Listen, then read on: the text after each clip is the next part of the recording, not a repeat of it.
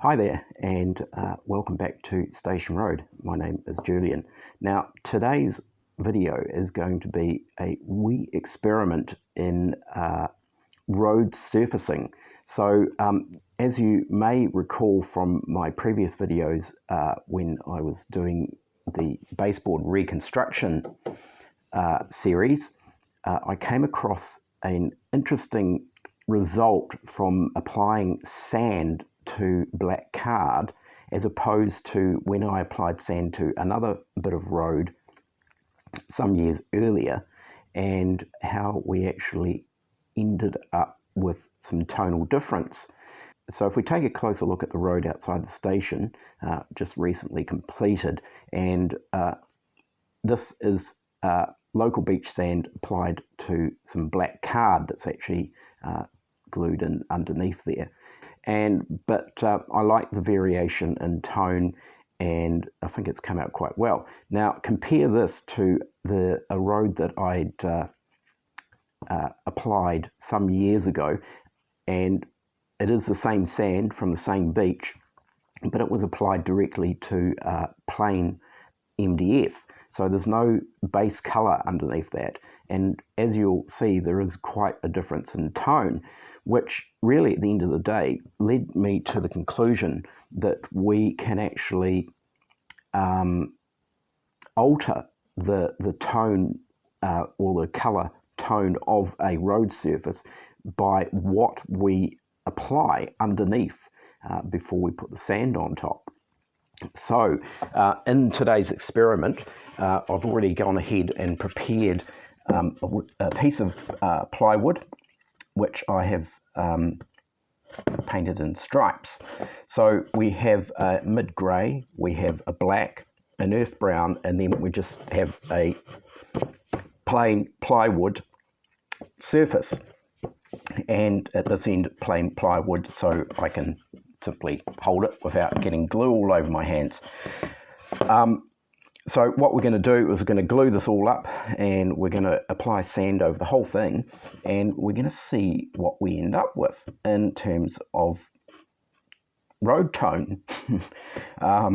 And also, as part of the video, we'll look at road markings and figure out what is the best way to apply road markings to glued down sand. So without further ado, let's get into this wee experiment.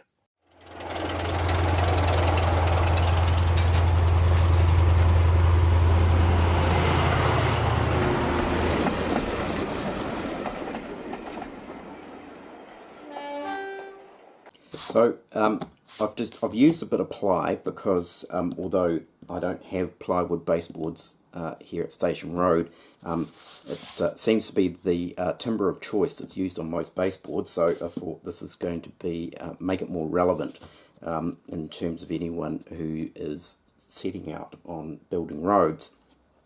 Now I've just used some really basic acrylic paints, and acrylic paint test pot. This is matte black, and matte grey. So I've either used a matte or a low sheen paint for this, and the acrylic I think probably might help in terms of it actually sort of embedding into the timber.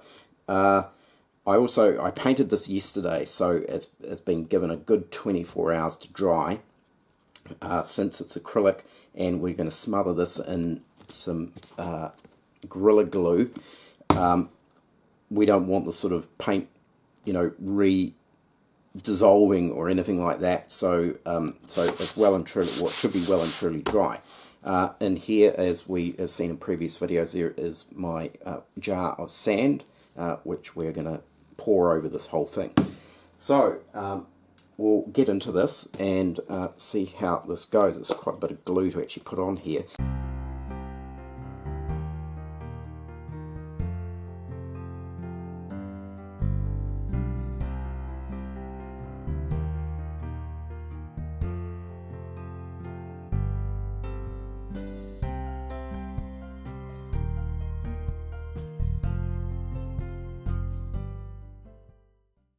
Right, so glued down, and I used a reasonably sort of stiff bristle brush to try and get get the glue as, as flat and as even as possible. Try not to have too many dips and ridges and thin areas and thick areas. It's quite important to sort of get as even as you possibly can. So we'll get this on.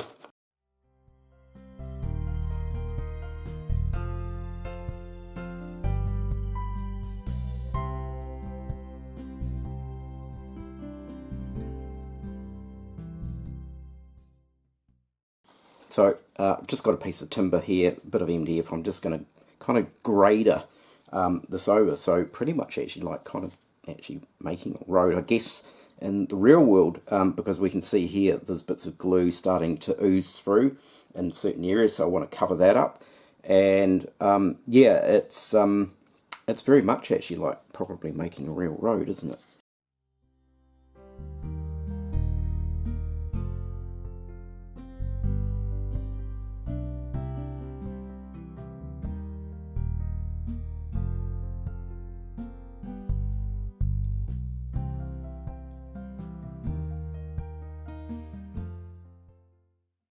Right, so we're going to now just leave that to dry, and we're going to have a wee look at the road markings and what might be the best way of achieving those. Now, we're going to do some road markings. Now, I did this wee experiment yesterday just to see how it would actually go. So this is actually just a, it's part of the old baseboard which I ripped out. So this is a section of the original road, which of course is sand, I think, glued onto a grey base. So it's actually a slightly lighter tone to what is now currently there. Now, this is the end result of what I was actually trying yesterday, and if we sort of have a look at that, I'm really quite happy with that, because as you can see, the sand is very well sandy. So probably using transfers or stickers of sort. I think you can buy road markings that you stick on, and I just don't think it would probably work. Correct me if I'm wrong, if somebody has actually tried it, but I can't imagine the transfers being able to stick to sand very well without peeling up after a period of time, unless of course you actually coated the road surface maybe in some kind of sealer. So it'd have to be a matte sealer or something, and then maybe they might stick. So the other option too, of course, that I have seen people do, and it requires a very steady hand, and that is just simply to hand paint the lines. And I'm sort of thinking, I don't have a terribly steady hand, because when it comes down to it, what happens is I actually get nervous, and then when you get nervous, then your hand starts to shake, and then of course you're worried that it's going to go crooked, and so you get even more nervous, and then by the end of it, it's just pointless. So there's got to be a better way, and this here, I've done this via masking and an area to paint. So we're just going to have another look at this for the benefit of you guys, so you can see what I did in order to achieve this result. So what we have here is we have some. This is Modeler's kind of masking tape. I think it might be a Tamiya product. I have shown this before in previous videos. It's really low tack, so it's not going to damage anything. I've actually used this for masking when I'm reliverying locomotives or rolling stock. So that's what I use that for. Then we've got some thicker traditional standard masking tape, and this is the green low tack masking tape, and it's a bit rougher, a bit coarser. I'm kind of thinking that this would be good right up against the edge of the line for that, for the finer edge, and then a bit of this for just to block out a larger area. Now I'm just using, for this here, I just used a really basic white acrylic paint, and I sort of thought acrylic might be better because it dries faster, and possibly because it dries faster, it's going to coagulate, I think is the word, quicker, and therefore have less of a chance to kind of seep in underneath the actual masking tape. We're just using this, it's a student acrylic, it's just, cheap as chips, good old student colour, and we've got some more student colour paint here. This is a yellow. Now, kindly somebody commented on a previous video and directed me to the I think it was the road markings manual for the UK. So I was able to actually get some reasonably good details, including dimensions of lines and thicknesses of lines and so forth, in order to try and get it as reasonably realistic as possible. I'm not going to be absolutely, completely hung up about thicknesses of lines, but getting it looking sort of reasonably authentic. Let's just have a look at this. So essentially what I did is we've got I use the thin stuff first and sort of kind of push it down a reasonable amount. It's a low tack, so it's not gonna pull up the sand or anything like that, as long as the sand's nicely glued down and has had plenty of time to dry. I'm actually just going to do this a little bit thinner because the line that I did yesterday is a little bit too thick, and there are lines, road marking lines, that actually kind of, in scale terms, they work out about 1.3 millimeters in thickness, so they're actually really quite thin in terms of scale. So we'll put a couple of divisions in here, and what I might do is we'll separate this out because we're going to do some yellow as well. We're going to do another set here because what I actually want to check on is, can I just apply the yellow straight onto the road, or do I actually need to apply white and then apply yellow over the top once the white is dry? Because yellow, generally acrylic yellow tends to show through whatever colour is actually underneath it. It's not a solid block out yellow. So I have a funny feeling I may have to do all the lines white in the first round, and then whatever lines are yellow is to actually go over those lines with the yellow in order to get a more solid yellow colour.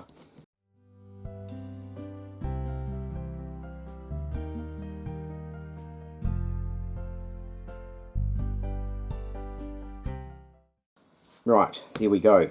So in terms of applying the paint, I'm not using a brush because I kind of feel like using a brush might actually cause paint to actually get in underneath here, and you'll get a bit of paint bleed. So what I'm actually using is, I've got my white acrylic paint here, and just some old sponge.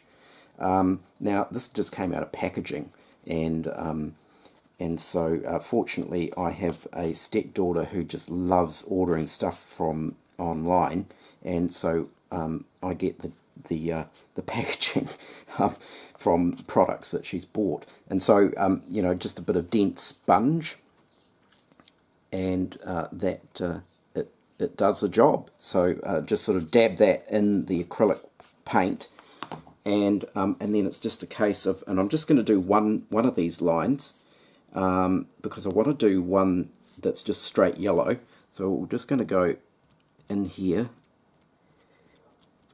and you sort of just go over it once because you don't want to really sort of try and put too much in there. The idea is to try and avoid any kind of paint bleed. So we just sort of, dab it over.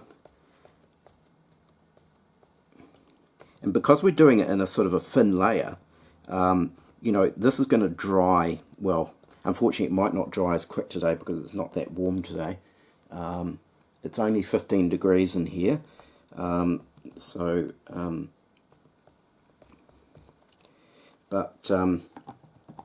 It just sort of creates a bit of a skin on the paint, and and then you go over it again. I might actually just grab my heat gun to kind of force it to dry out a bit quicker, because otherwise, see, even now that's just sort of dried enough for me to actually just run over it again, and that's just filling in any areas. Now it doesn't need to be completely solid white, because here I didn't do that, and you've actually got the sort of kind of what it really looks like on road markings. So it is almost kind of semi-worn out road markings. Like for example this one here, I might actually just leave that area with hardly any paint on it, because that might actually sort of maybe indicate that the road markings have been down for several years and they've just simply actually started to wear out. And so we could go over this area a little bit further, and I'll just put a little bit more in there, but I actually want to sort of try this and see how this is going to work.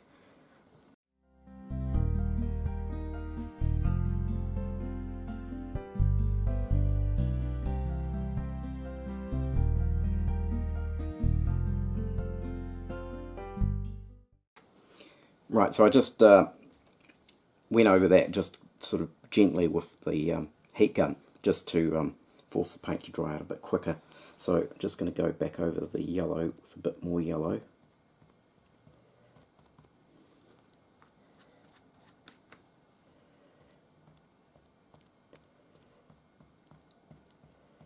And that's pretty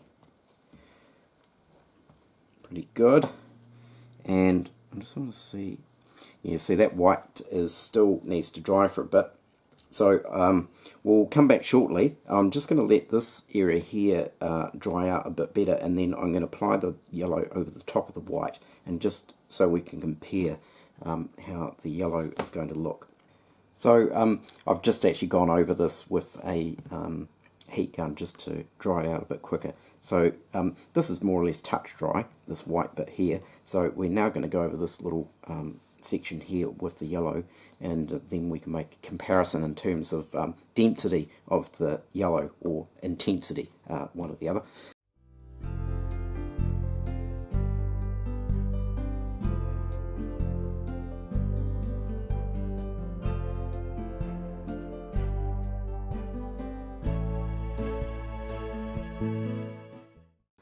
Now let's pull some of these off. So we'll just get those off.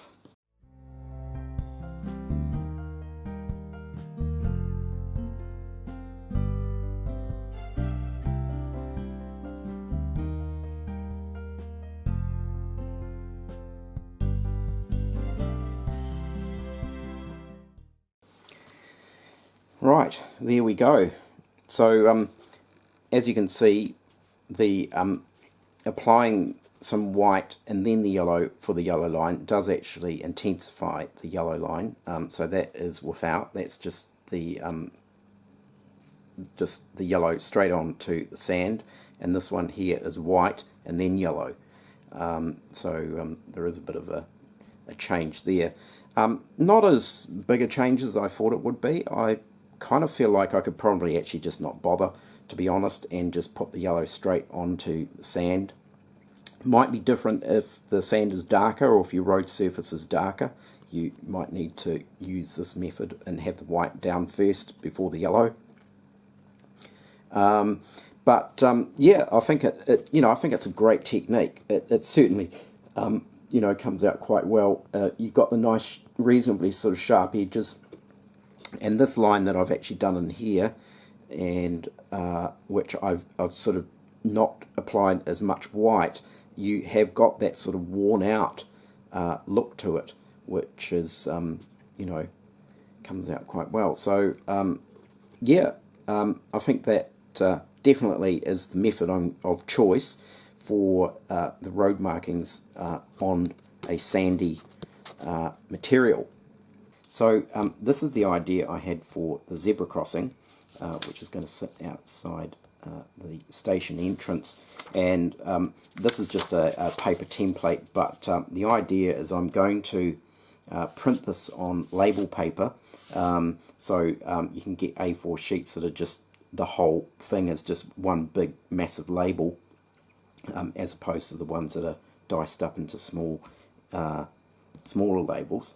So the idea is to print it on that and then cut out the markings and then stick that down to the road surface, dabble the paint, and then pull the sticky label back up. Now I'm hoping that the label adhesive is not too sticky. That's the only question or the only concern I have. So this is just a initial template which I've set up. Now this came from a great tip from Andy at Warwick Road, actually, pointed me in the direction of the UK road markings manual, which actually was quite helpful in terms of working out the scale dimensions for this zebra crossing. So in theory, this is more or less a scale resemblance or scale representation of a UK level crossing. Quite different road markings from what we have here in New Zealand, but nonetheless it won't be absolutely prototypical, I know that, but it is just to get a reasonably authentic representation.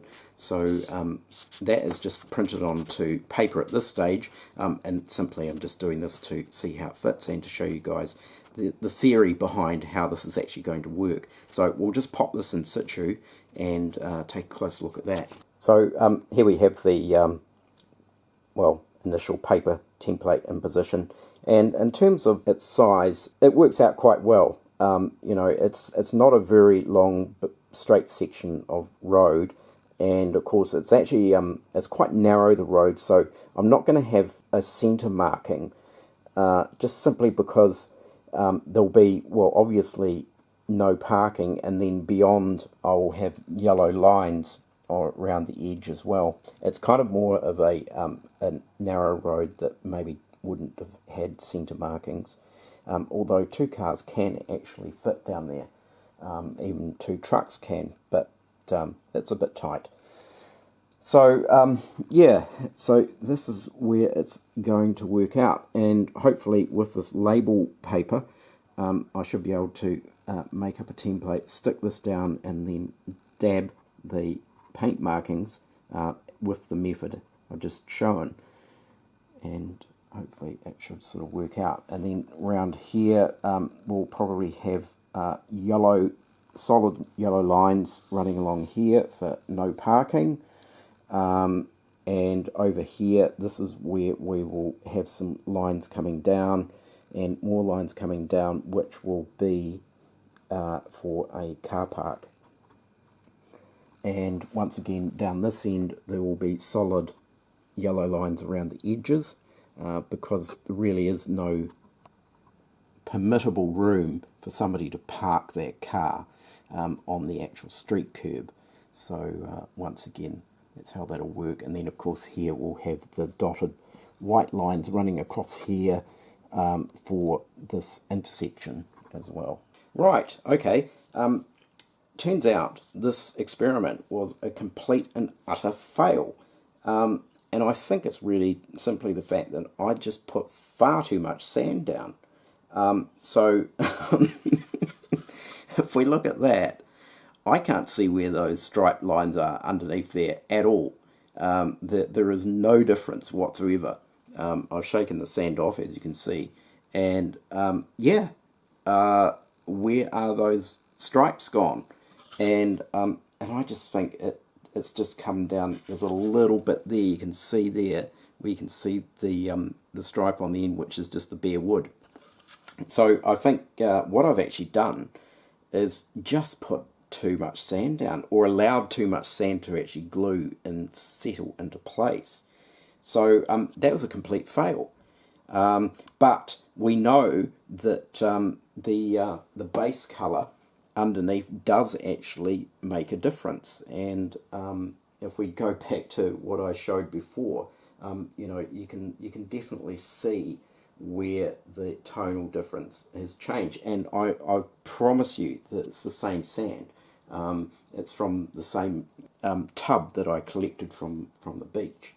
So yeah, well, you know, shit happens, I guess, and maybe I'll do another experiment one day. But yeah, sorry to disappoint everyone with what I thought might have been actually a really cool experiment. But in saying that, I mean, one thing we do have that we have successfully achieved from this video, of course, is our road markings. So we're definitely going to do that in a future video. Well, I think hopefully maybe next weekend we'll actually do the real road markings on the road outside the railway station and pub area. So there we have it. Well, that was a bit of a boo-boo. I even tried to actually try and scrape some of the sand back off, and of course it's well and truly glued now. So it makes for a giant sanding board. Yeah, the error was I just simply put too much sand down. So so it worked over on the area over here, of course, and I think I must have obviously just done a lighter layering of sand. The successful part of this video, though, of course, is our road markings, so it'll be good to get on with those hopefully next weekend. But yeah, sorry everyone for a somewhat dubious experiment that didn't end up actually working. So don't forget to subscribe and like, and take care everyone, and I will see you next time. Bye for now.